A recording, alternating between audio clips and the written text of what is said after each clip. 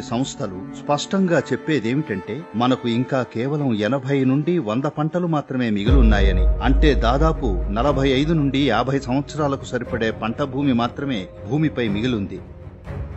2045 కల్లా మన ప్రస్తుత ఆహార ఉత్పత్తి కంటే 40% తక్కువ ఆహారాన్ని ఉత్పత్తి చేస్తాం. అప్పటికి మన జనాభా 930 కోట్లకు చేరుతుంది. ఆహార కొరత అనేది రానున్న 25 ఏళ్లలో ఊహించరాని పర్యవసానాలకు దారితీస్తుంది.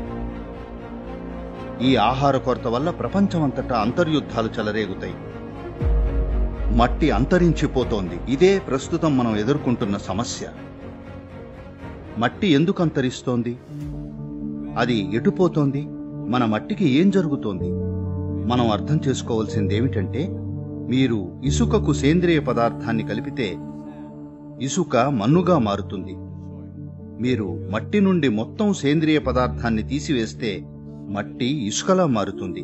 సగటు వ్యవసాయ భూమిలో సేంద్రియ పదార్థం కనీసం 3 నుండి 6% మధ్యలో ఉండాలి. తక్కువలో తక్కువ 3% ఉండాలి.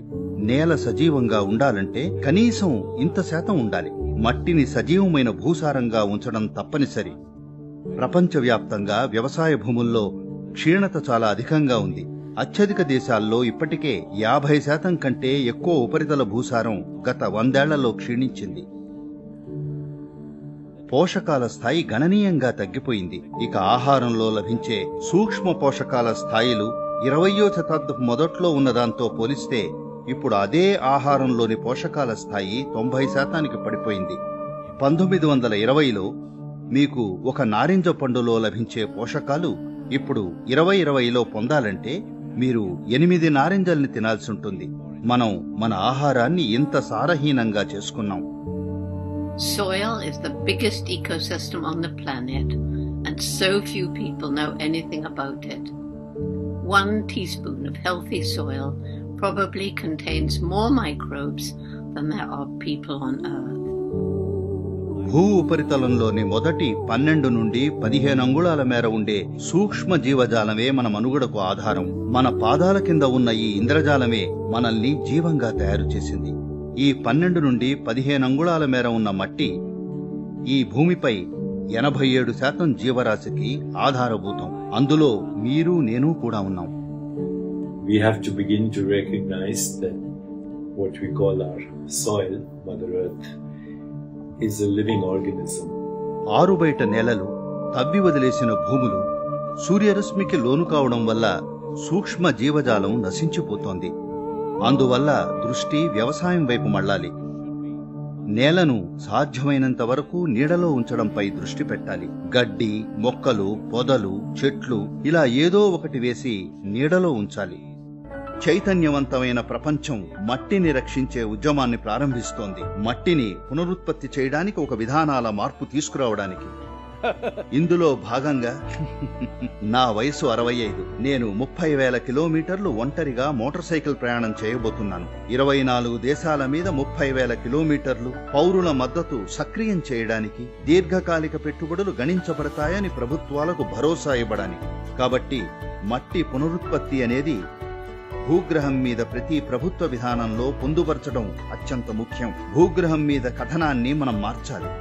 మట్టి ఒక సంపద అని, ముందు తరాల నుండి మనకు లభించిన వారసత్వమని, దానిని భవిష్యత్ తరాలకు మనం సజీవ మట్టిగా అందించాలి.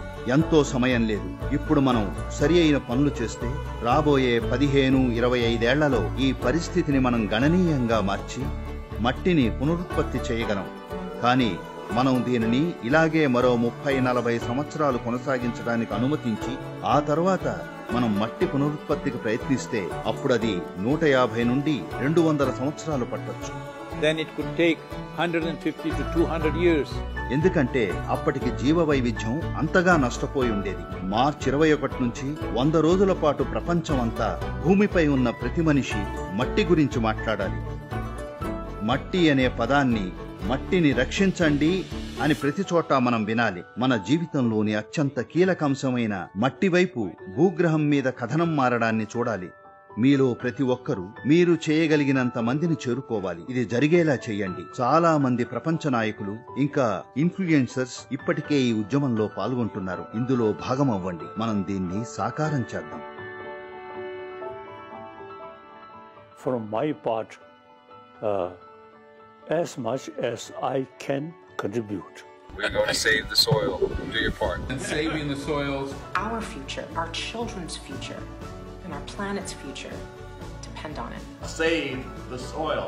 We know what we must do, so let's make it happen. Let's make it happen. Let's make it happen. Let's make it happen. Let's make it happen. Let's make it happen. Let's make it happen.